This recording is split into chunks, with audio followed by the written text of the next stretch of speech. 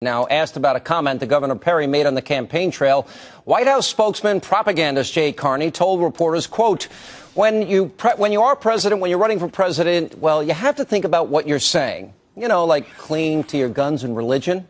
Plus, this coming from an administration whose vice president just weeks ago reportedly called members of the Tea Party movement a bunch of terrorists. As for the Obama mania media, well, they're doing some so-called vetting of Governor Perry. Now, the New York Times is running a front-page series of stories about the latest entrant into the GOP race. And we checked in at the Washington Post, their political page today, where for most of the day, Governor Perry was the subject of all of the paper's top headlines. Now, this is strange because I just don't recall the liberal media looking that closely into then-Senator Barack Obama's background when he was a candidate. And joining me with reaction to all of this, the author of the brand new New York Times bestseller, Demonic, author, columnist, the one and only Ann Coulter's back. How are you, Coulter? Fine, thanks. How are you, Sean? I am very good. All right. First of all, they want to kill Perry. They want to kill Romney. And so the media does all the bidding for the White House. They even edited at NBC News, as I'm sure you saw, you know, the comments that Perry made, which were very innocuous, talking about, you know, the black cloud that's hanging over the debt and the economy in the country. Right. Is that how desperate this is going to get? No, that was amazing. That should have been played for comedy. The other exciting development is, it happens every few years, liberal New Yorkers have discovered evangelicals. So we get lots of paranoid articles. The new Halliburton is dominionism, I guess, based on the writings of some evangelical who lived 50 years ago and none of us have ever heard of. But he knew Francis Schaeffer, whom evangelicals have heard of and like. But apparently we evangelicals have a plot to take over the government, the media, and Hollywood. And there are a plethora of utterly paranoid articles about this. You know, evangelicals are 40% of America. Maybe they shouldn't. These journalists would leave if they left the Upper West Side once in a while. They'd meet some. The attacks on Perry and Bachmann, I might add, are so thorough.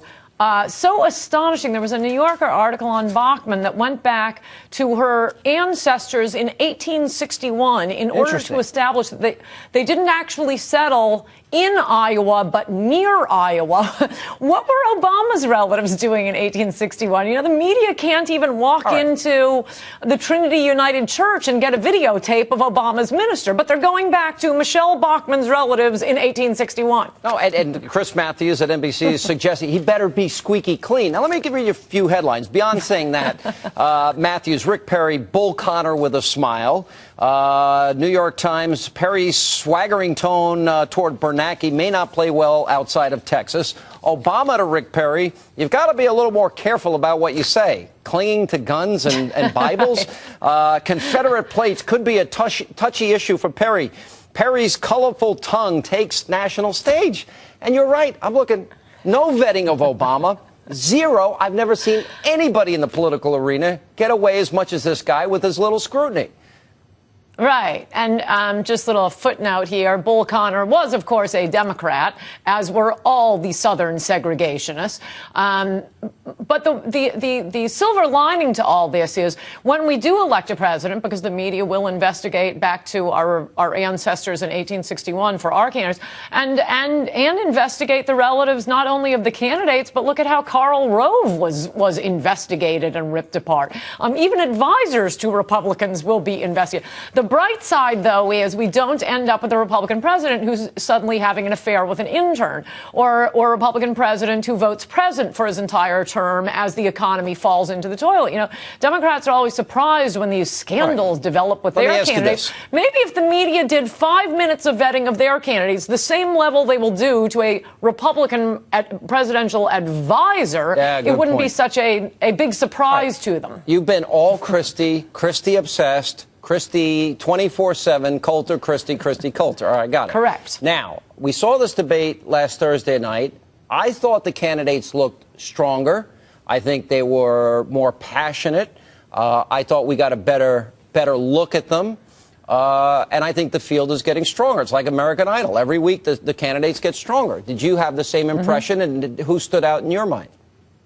Oh, absolutely. I mean, of the top three announced running for president, I guess that would be Bachmann, Perry, Romney. I like them all. I still think if Christie doesn't jump in, it's going to be Romney. I could be wrong. That's only a prediction. And I mean, all of them. And if Christie jumps in, well, he'll be the greatest thing since sliced bread. If you keep talking about Christie, I'm going to start talking about your boyfriend. No one believes you anyway. No one believes me? Oh, I met him. But, you know, Romney, I think, has a great advantage because he is a businessman. I mean, we were just talking in the last segment, and a lot of people, I think, have noticed this. You have Christie and Herman Cain, who are real businessmen. And I think there's no question that the economy is going to be the #1 issue in this election. And also, I mean, you keep seeing all these polls on how generic Republican beats Obama. Well, that's basically what Romney is. He's generic Republican. You have Perry, and he's very appealing, and a governor. I don't think you can run from the House. And then, of course, people will be dancing in the streets, the birds singing, and the sun shining when Christie jumps in. You know, and it's sort of like we could put his face up on Mount Rushmore, and the skies will open up. Excellent idea. Remember Hillary talking about Obama? All right, Ann Coulter, it's always a interesting pleasure. From now on, you talk about Christie, I talk about Mr. Wonderful. That's our deal. All right. Thanks, Sam. Line just went dead, John.